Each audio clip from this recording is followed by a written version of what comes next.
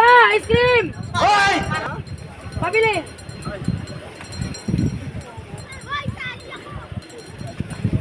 Ano ka, ice cream? Pabili kuya, ice cream! Magkano ba ice cream mo? 50 mo. Wow! Sa pirang 50? Nasa dagat tayo, nasa resort tayo. Ano ka ba?